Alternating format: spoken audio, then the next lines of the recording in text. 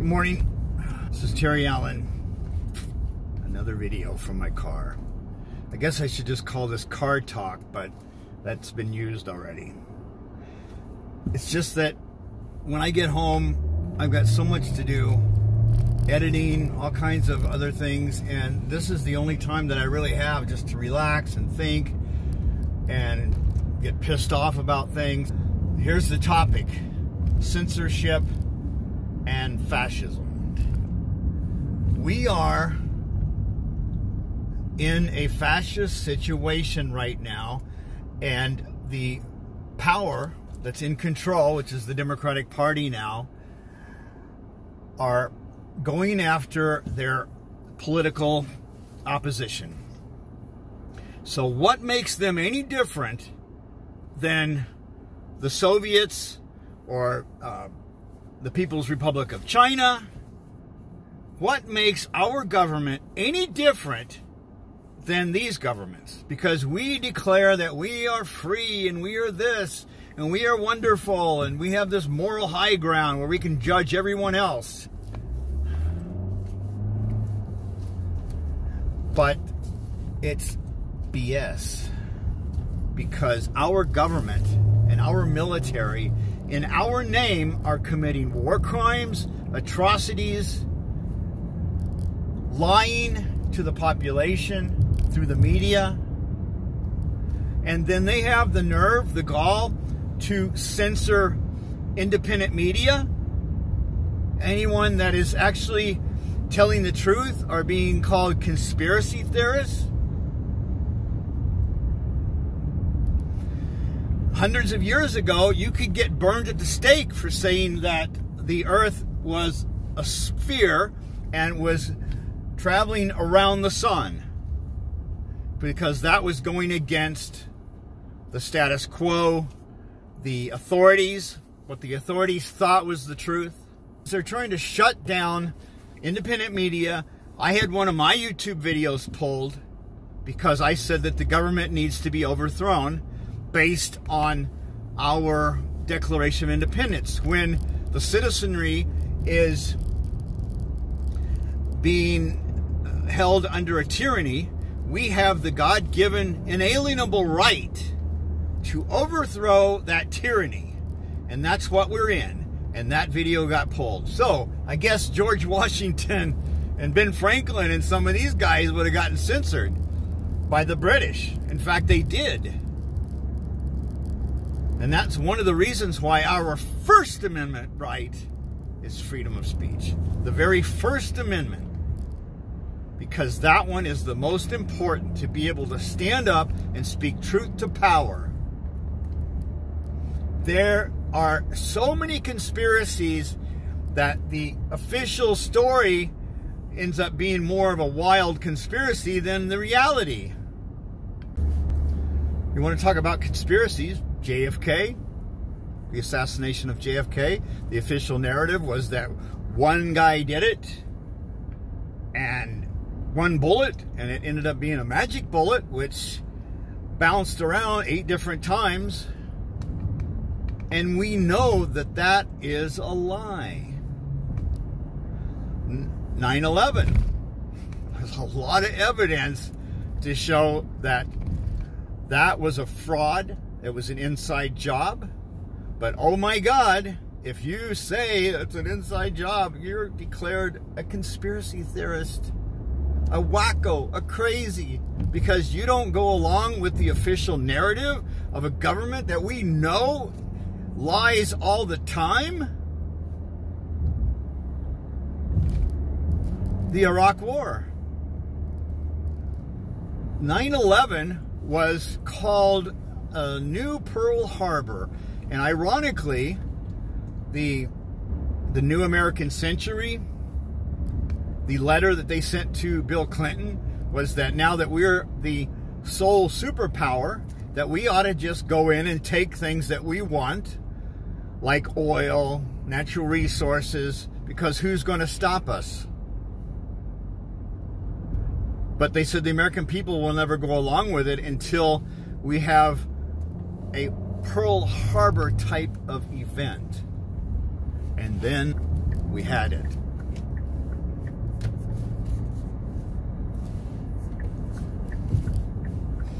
Here's a really good one. Russiagate. Now, Rachel Maddow and many news outlets, particularly MSNBC and CNN, ranted for 4 years about Russiagate, Russiagate. Oh my God, the Russians are under your bed. You better watch out. They're meddling with our elections. Oh my God, our democracy's under attack. What a pile of bullshit. Complete fabrication by Hillary Clinton and John Podesta and the DNC came up with this wild story to make it look like there was a reason why they lost the election, which was not because Hillary Clinton was a corrupt, evil, warmongering psycho. That's why she lost. She blew through $1 billion, but then the media also gave Trump millions of dollars of free advertising. I mean, they would literally sit their camera and just watch an empty podium for sometimes an hour, waiting for Trump to make a speech. These people were insane because they thought that Trump would be the easiest candidate to win against. I swear to God, these people have no idea. They are so out of touch. They do not know anything about what the American people are going through because they live in their little Washington, D.C. bubble. It's crazy. It's absolutely crazy. But no one ever got taken down. No one ever got censored about that crazy story, which has now been proven to be complete fabrication. But they're still saying it. They're still saying that the Russians did this and the Russians did that. The United States government, since after World War II, have interfered and overthrown different elected presidents of different countries 84 times. Chile, Guatemala, Costa Rica, Honduras, Mexico. We have interfered with so many elections. And we have the nerve, the self-righteous indignation to say that, oh, Russia's interfering with our election. Iran is another big one. The reason that Iran is in such a mess is because we, the CIA and the British, came in and overthrew the president, the duly elected president in 1953 in Iran, and put a king in. Because the king, the Shah, was friends with the oil companies, and he cut deals with them. The president was going to nationalize the oil industry. That's why we went in, and then after the Shah, you had this huge backlash when he had cancer and they flew him out to New York for surgery. The Iranians wanted him back to put him on trial for murdering the population and different dissidents, etc., etc. They took hostages in the American embassy, but Americans have no concept of history. Their memory is about as short as a snail. They have no memory of the past. You had a huge backlash about these horrible people have taken hostages because they wanted the Shah back, and we took them out of there illegally, and they wanted him back. And what are they going to do? They complained at the UN. They did everything they could. And the backlash from that is they ended up putting in the Ayatollah, which was a psycho religious fanatic, which the CIA, by the way, Ramsey Clark will tell you that the Americans helped put him in power. Because we didn't want a nationalist to go in there and and maybe nationalize the oil industry again. We couldn't take that. It's absolute madness. The righteous indignation of the scum in Washington, those that have no memory of the past, want to force down our throats their version of reality. It should anger you. It should piss you off to no end. I saw a portion of that interview that, I don't remember her name, from CNN. She interviewed George W. Bush the other night. God almighty, they drugged this son of a bitch, war criminal, into their studio. He should be in prison. They drug him into their studio and interviewed him with softball questions, and he's complaining about this misinformation that's going on. When the most colossal lie of all, to get us into an illegal war and commit war crimes and violate international law, to go into Iraq, was based on a lie. And that lie was pushed by the president of at the time, George W. Bush. And this son of a bitch is complaining about misinformation, and the American people are like, oh, you know, poor guy, you know, he was actually a pretty good guy compared to Trump. They're regurgitating these people. They're dredging them up from the swamp, and they're cleaning them off, and they're propping them up in front of cameras and glorifying them. Jesus Christ. It's unbelievable. And the media does it all the time because it's a propaganda operation. It's a brainwashing operation. And the problem is that the American people don't know history and don't have memory to go back that far. They don't remember, I guess, or they don't care.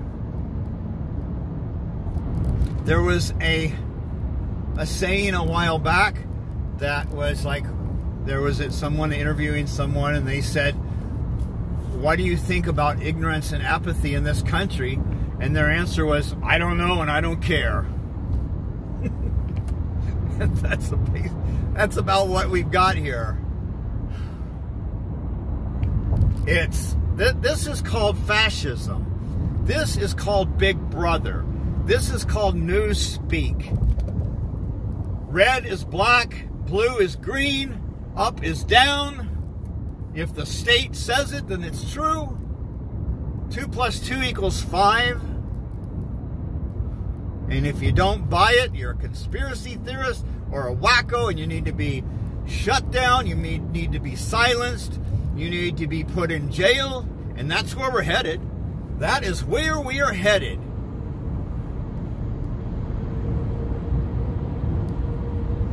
This is an outrage. Complete outrage. Unbelievable. And now the New York Times is making waves about some Twitch accounts that are still saying that there was election fraud and that there's a QAnon situation. Well, once again, many times the minority is right and the majority is wrong, particularly when you've got propaganda arms of the elite and the oligarchy called MSNBC and CNN and Fox.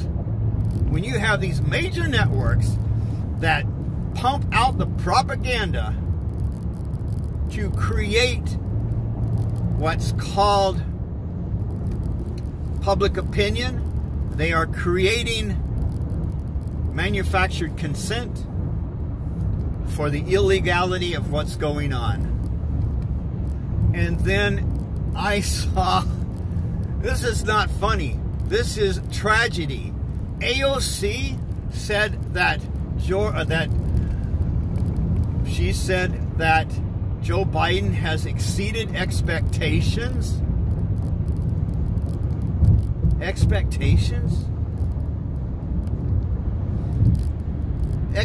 What were you expecting? This son of a bitch has done more damage to this country than probably any senator that we've ever had. And to say that he's some kind of, now he's becoming a progressive and somehow can be equated to Franklin Delano Roosevelt?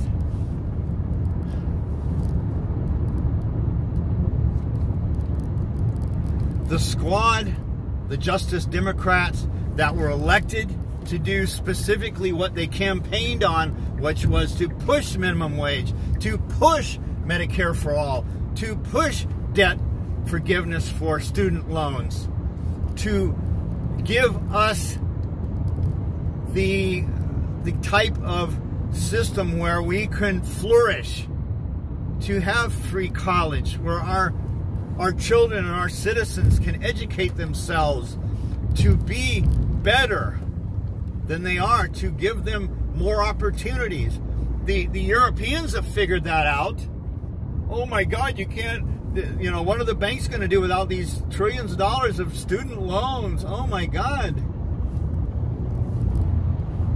Well, the Germans and the French and different countries around the world have discovered that to give their youth free college is an investment in their population, and an investment in that nation's future.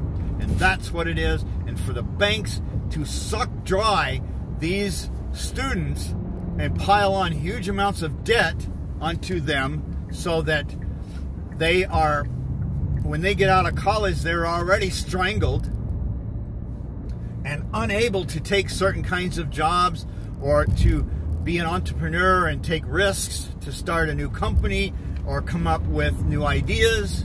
Instead, they're focused on trying to just make enough money to pay their student debt, which you can thank Joe Biden for, that you cannot, under bankruptcy, get rid of your student debt. That was part of the bankruptcy bill that was pushed by Joe Biden.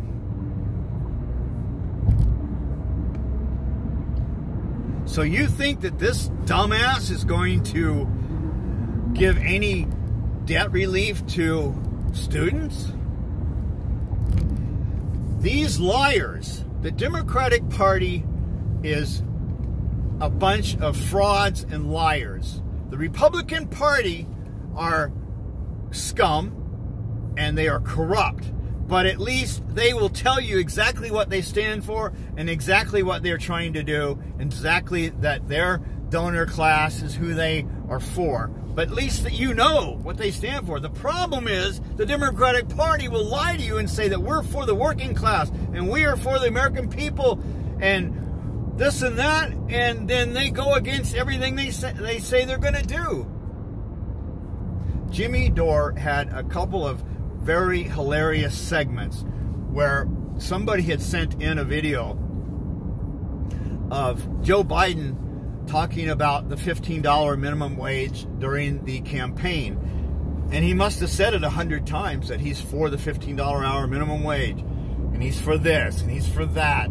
And if you get us elected in Georgia, so we have a majority in the Senate, that you will get that $2,000 stimulus check immediately. They lied.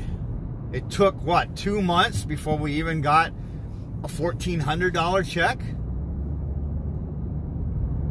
But the first thing he did was they rolled in tanks and armaments into Syria so that we could take the oil fields and the food production region where they grow most of their wheat. We are occupying 1/3 of Syria. They have gone against every single promise that they made on the campaign. $15 hour minimum wage. Oh, we couldn't do that because a parliamentarian said that we can't put that on the bill. So they folded. They could have fought it, but they don't want to because their donors don't want it. These psycho donors, the elite class and the business owners, want to exploit the working class to keep the wages down, keep them low, so that you keep the American population in desperation. There's several motivations for that. First is maximizing profits.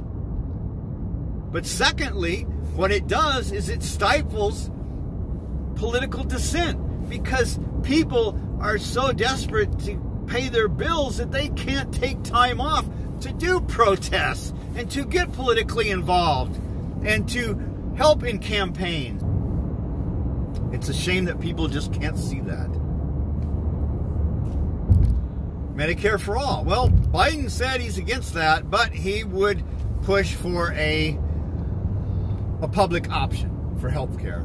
Well, that didn't happen. They're pushing Obamacare, which is a giveaway to the insurance companies. We're subsidizing the insurance companies. Unbelievable. Absolutely corrupt and fraudulent.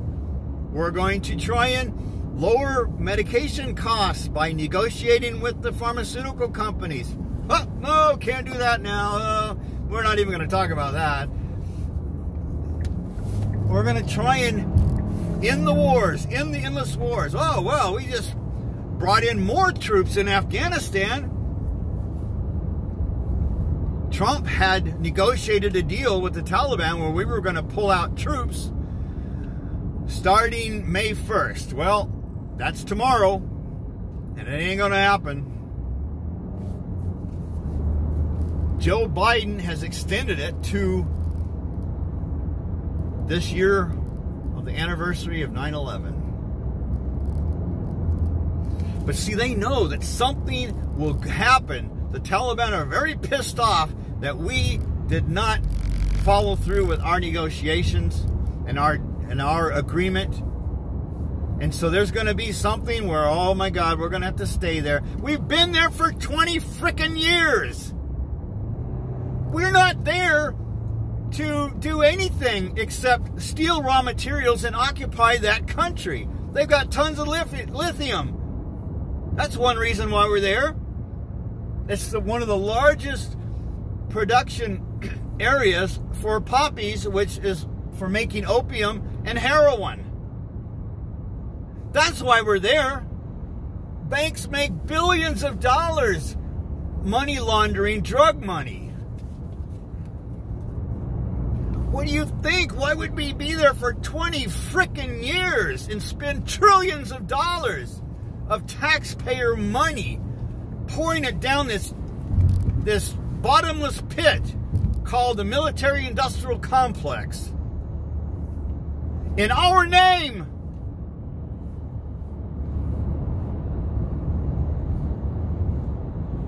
They're not going to end the sanctions. They were supposed to, they said, was go back into the nuclear treaty with Iran and lift the sanctions. Oh, no, we can't do that now because...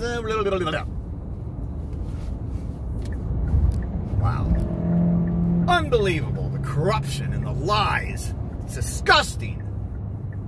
I am so freaking pissed, and you should be pissed too, because this government needs to be overthrown, and I will say it right on YouTube, because it's a tyranny, and we are under the boot of a tyranny, and we have the God-given, inalienable right to overthrow this government by peaceful means, not like we did in the American Revolution. I am for peaceful means, like making sure that there's not voter fraud and DNC manipulation of the primaries. That's who's meddling in the elections, was the DNC and the RNC. Both parties do it. The RNC, what they do, their big method is to throw off minorities off the voter rolls. That's what they do. They comb through these voter rolls every election cycle and throw off hundreds of thousands of minorities off of the voter rolls because they think that the minorities are going to vote Democratic. And then the Democrats rig the election so that they can put in their hand-picked presidential candidate, a guy that can barely speak a complete sentence. He doesn't even know where he's at. Oh, and he could not have won without voter fraud. And I'm saying it on YouTube right now. Dominion and the voting machines were designed specifically to commit voter fraud. There's been whistleblowers that have talked about it. But if you say anything on YouTube about it, they're going to pull this video down. Well, I don't have that many subscribers.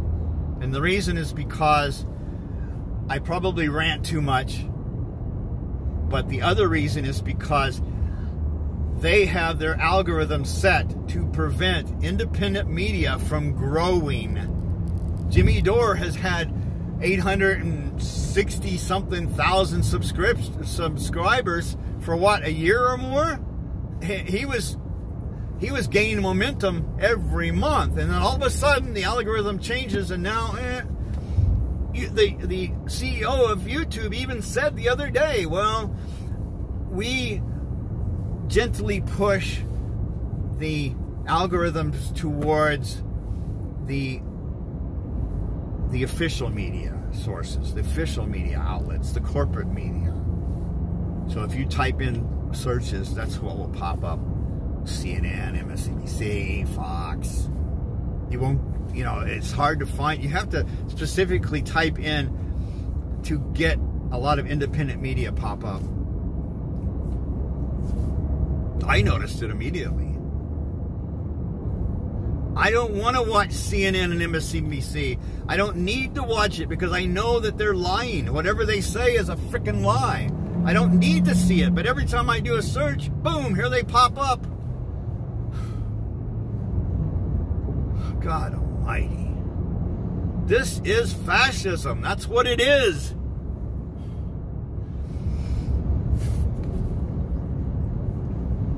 There was a very good lecture that I saw the other day by Jordan Peterson, professor in Canada university up there. I don't remember which university, but you can find these lectures. He did an interview, and he's a psychologist. He is a professor of psychology. He has studied for decades human behavior, human response, and he said the American population is no different than the German population was when Hitler got in power. He said that the American population will go along, the majority will go along with oppression, will go along with scapegoating, will go along with silencing the opposition. And you can see it now. Even the Democratic Party, yeah, we need to shut down these crazy people that are giving out misinformation. You know, InfoWars. Alex Jones, he was one of the first. Lyndon LaRouche was one of them. Back in the 80s, they already started silencing opposition back then. I can personally vouch for that because I was part of that organization back then, and I know exactly what happened. It was NBC back then. We're printing bullshit lies, and the ADL was pushing it too, that LaRouche was a Nazi and an anti-Semite, which was complete bullshit.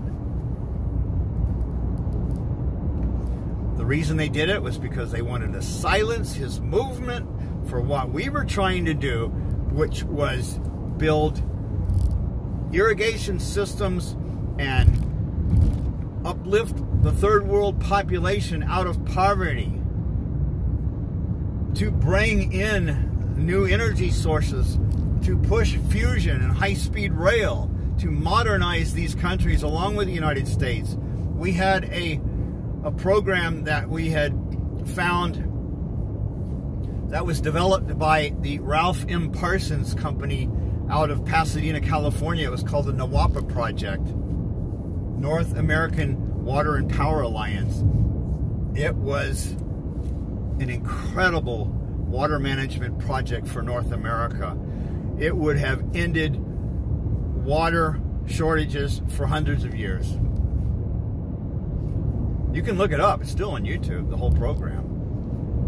But they shut it down because they didn't want it to happen. It would have only cost $20 billion back in the 60s to do it. Now it would be several $1 trillion. But it would still be worth it. Essentially, it would divert 2 rivers in Alaska and turn them back south. They're basically just emptying the snowfall, melted snow and ice into the Arctic Ocean. We would turn it around, build a dam, and create a 500-mile-long lake in the British Columbia, which would refill basically all of the rivers of North America with fresh water. Would have been amazing. Would have revolutionized this country. Would have created millions of jobs. But no, we couldn't do that. We had to go after, the United States had to go after the organization that was pushing for these incredible projects, these infrastructure projects. So anyway, I got off the subject a little bit, but the point is, we are in fascism, we are being silenced, independent media is being silenced, and it's a danger that will turn into a freaking nightmare. And the American population, just like the Germans, will go along with this Nazi propaganda, which is basically what it is, these show trials. Shooting people without trials. Droning people without trials. Incarcerating people without trials. We have the world's largest prison population in the world, and half of those in prison are minorities and drug offenses that were nonviolent. But that has created a huge population of essentially slave labor, prison labor. And that's another interesting thing about Kamala Harris. She was ordered, her department was ordered to release prisoners in the California prison system because of the overpopulation in the prisons, and they fought it because they said, well, that will interfere with the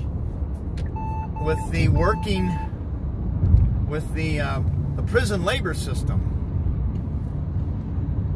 That isn't Nazi. I don't know what is. We are in a horrible situation, and who would have dreamed it?